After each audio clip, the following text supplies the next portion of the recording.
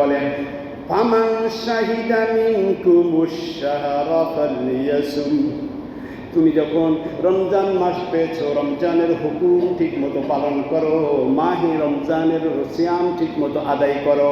আদায় করার কথার পরে এই আয়াতের মাঝে যে কথাগুলি বলেছেন এগুলো বলবো না, সময় পাইব না, বলার উদ্দেশ্য সেইটুক নয়। ওই আয়াতটার শেষে গিয়ে আল্লাহ পাক রব্বুল আলামিন বলেন ওয়ালিতুকমিলুল ইদ্দাতা ওয়ালিতুকাব্বিরুল্লাহ আলা মা হাদাকুম ওয়া লাআল্লাকুম তাশকুরুন।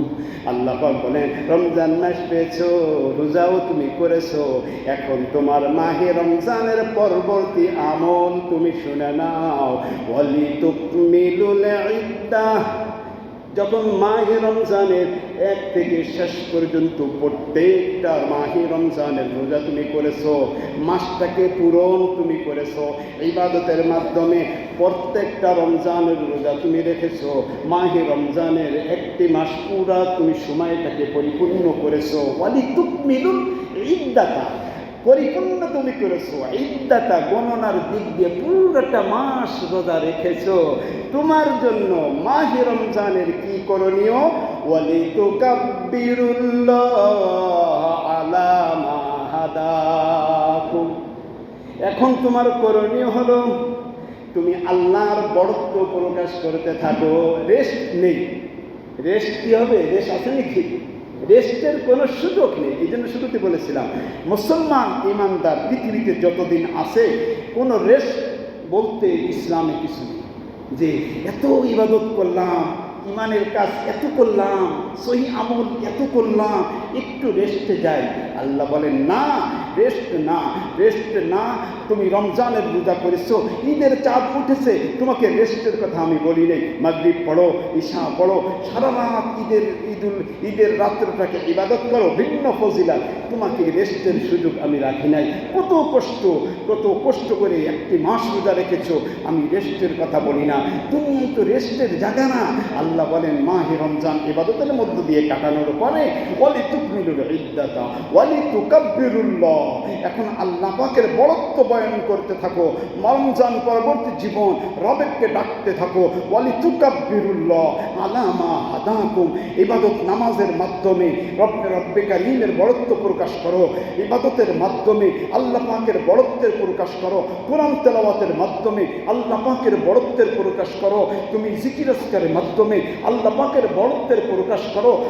সহিভাবে চলার জন্য, হিদায়াতের পথে চলার জন্য আল্লাহ পাকের বড়ত্বের প্রকাশ করতে থাকো। আলা মা হাদাকুম, প্রত্যেকটা ইবাদত বন্দেগী করার মধ্য দিয়ে রবের আল্লাহ পাকের বড়ত্বের প্রকাশ করতে থাকো। রমজান মাস পেয়ে মনে করো না ইবাদত বহুত করেছি, ইমানের আমল বহুত করেছি, এটা মনে করো না। তোমার মনে করাটা ভুল হবে। এই জন্য মাহে রমজানের পরবর্তী জীবন পরিপূর্ণভাবে ইবাদত করে আল্লাহ পাকের বড়ত্বের প্রকাশ করো। আল্লাহ বলতেছেন ওই রমজানের আলোচনার এই আয়াতটার শেষে দিকে আল্লাহ। তাহলে আমরা কি পাইলাম? দুনিয়াটা 3টে শব্দ বলব। আমরা সকলেই ছাত্র। ইসলাম নামক নবী আমাদেরকে দুনিয়ায় শিক্ষক হিসেবে এসেছেন। তাই এখন আমরা সকলেই ছাত্র। আমি শিক্ষক না, আপনারা ছাত্র না। 3টে শব্দ আমরা মুখে উচ্চারণ করব। একটা হলো মেহনত, আর একটা হলো বিশ্রাম, একটা হলো কি, একটা হলো মেহনত, একটা বিশ্রাম, একটা আরাম। 3টে শব্দ আমরা উচ্চারণ করব। মেহনত বলেন, মেহনত, বিশ্রাম, আরাম। মেহনত, বিশ্রাম, আরাম। মেহনত 2 নম্বরে, 3 নম্বরে আরাম। 3টা শব্দ 3টি জায়গার সাথে সম্পর্ক। মেহনত দুনিয়ার সাথে সম্পর্ক, বিশ্রাম কবরের সাথে সম্পর্ক, আরাম জান্নাতের সাথে সম্পর্ক। সুবহানাল্লাহ বলবেন না? মেহনত কিসের সাথে সম্পর্ক? কিসের সাথে? দুনিয়ার সাথে। মেহনত কিসের সাথে সম্পর্ক? আরাম কিসের সাথে সম্পর্ক? কবরের সাথে। আর শান্তি কিসের সাথে সম্পর্ক? জান্নাতের সাথে। তাহলে মেহনত দুনিয়ার জিন্দগি যতদিন থাকবে কোনো বিশ্রাম চলবে না, কোনো সুখ বিশ্রাম না। এটা দুনিয়া ওয়েটিং রুম না, এটা বিশ্রাম গাহ না, দুনিয়াটা মেহনতের জায়গা। ঠিক না? আল্লাহ পাক রব্বুল আলামিন বলেন, ওয়াল্লাযীনা জাহাদু ফীনা লানাহদিয়ান্নাহুম সুবুলানা। মেহনত করো ও বান্দা, মেহনত করো।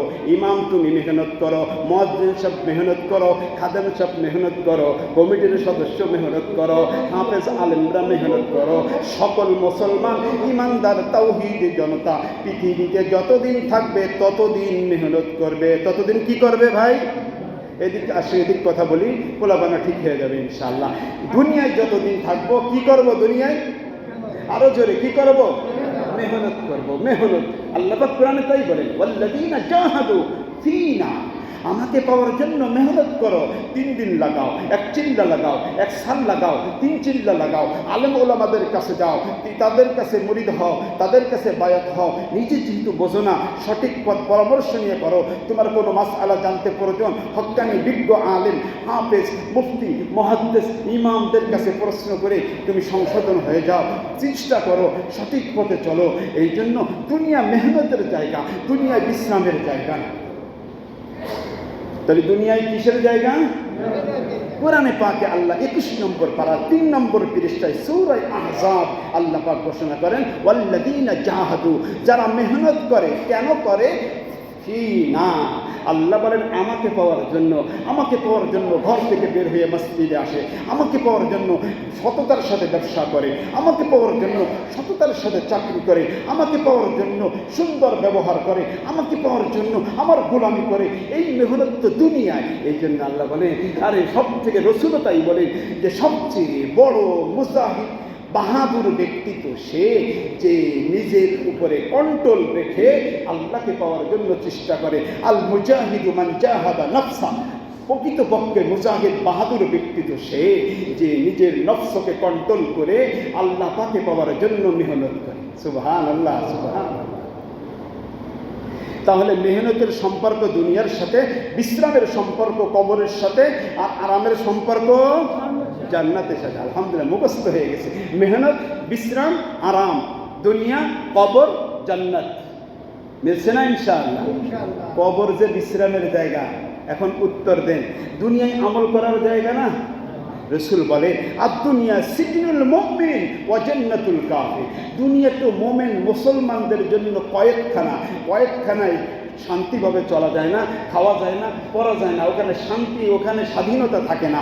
দুনিয়াটা স্বাধীন না, দুনিয়াটা স্বাধীনভাবে চলা যায় না। যেভাবে মনে চায় অর্থ ইনকাম করা, যেভাবে মনে চায় অর্থ ব্যয় করা, না না, যেভাবে মনে চায় আল্লাহ পাকের দেওয়া হায়াতটুকুন ব্যয় করা চলবে না। স্বাধীনতাটা না। অতএব মুসলমান ইমানদারদের দুনিয়াটা হলো কয়েকখানা। অতএব বন্দি জীবন চালাইবে, বিশ্রাম চলবে না, শুধু মেহনত চলবে, শুধু মেহনত চলবে। তাবলীগের মেহনত চলবে, পীর মাশায়েখের মেহনত চলবে, মাদ্রাসা মসজিদের খিদমত চলবে। হিদায়াতের পথে চলতে হবে, মানুষকে চালানোর জন্য মেহনত করতে হবে। দুনিয়াটা মেহনতের জায়গা। যে দুনিয়ায় মেহনত করবে আল্লাহ পাক কবরে তাকে বিশ্রামে রাখবে। কবরে তাকে কিভাবে রাখবে? বিশ্রামে রাখবে। দুনিয়ায় যদি মেহনত করে না যায়, কবরে বিশ্রাম না। কবর আমাকে আপনাকে সাইজ করবে, কবর মিলিয়ে যাবে, একটা পাশ আর এক পাশ মিলিয়ে যাবে। আমার আপনার হাড্ডি একটা আর একটার মধ্যে আল্লাহ না করেও ঢুকে যাবে। কত কষ্ট, সাপ থাকবে, কষ্ট হবে কত। তখন আর কবরে বিশ্রাম গা হবে না, ওটা জেলখানা হয়ে যাবে। কিন্তু দুনিয়ায় যে মেহনত করবে, কবর তার জন্য বিশ্রাম গা হবে, ওটা ওয়েটিং রুম হবে। ওটা কি হবে? Waiting room. কেমন ওয়েটিং রুম? কবর যে বললাম বিশ্রামটা, আল্লাহর রসুল কি বলেন? 80 রসুলের হাদিসের একটা অংশ তেলাওয়াত করি। আল্লাহর রসুল বলেন, নাম কানাউমাতুল আরুস। রসুল বলেন, দুনিয়ায় তুমি মেহনত করে দিয়েছো, কষ্ট করে দিয়েছো, পরবর্তী রমজান পরবর্তী জীবনটাকে ঈমান এবং আমলের রং দিয়ে সাজিয়েছো। রসুল বলেন, আজ এসেছো কবরে। রসুল পূর্বে আগেই আমাদের ঘোষণা করে দিয়েছেন, নাম কানাউমাতুল আরুস। কবরে এখন দুলহানের মতো ঘুমিয়ে পড়ো, কেউ ডিস্টার্ব করবে না। বাসর ঘরে তোমাকে কেউ ডিস্টার্ব করে না, কেউ তোমাকে জ্বালাতন করে না। তোমার বাসর ঘরে মানুষ কেউ ঢোকে না, তোমার একদম স্বাধীন। তোমাকে বাসর ঘরে তোমাকে বিশ্রাম রাখে, কেউ ডিস্টার্ব করে না, কোনো কষ্ট নেই। আল্লাহর রসুল বলে, দুনিয়ায় মেহনত করে এসেছো কবরে। রসুল বলেছেন, দুলহান স্বামী স্ত্রী বাসর ঘরের মতো, ওখানে একটু রেস্টে থাকো, রেস্টে থাকো, রেস্টে থাকো। সুবহানাল্লাহ। রেস্ট চাই না ভাই? রেস্ট চাইতে হলে কি দুনিয়ায় কি করতে হবে? মেহনত কি করতে হবে? মেহনত, মেহনত। আল্লাহ, তাহলে রমজান পরবর্তী জীবন কি পাইলাম? দুনিয়ার মেহনত করতে হবে, কবরে বিশ্রাম থাকতে হবে, আরামের জন্য কোথায় যেতে হবে? আল্লাহ পাক রব্বুল আলামিন বলেন, সালামুন আলাইকুম তিবতুম ফাদখুলুহা খালিদিন। জান্নাতে ঢোকো, শান্তি, আরাম, আয়াস, শান্তি ভোগ করতে থাকো।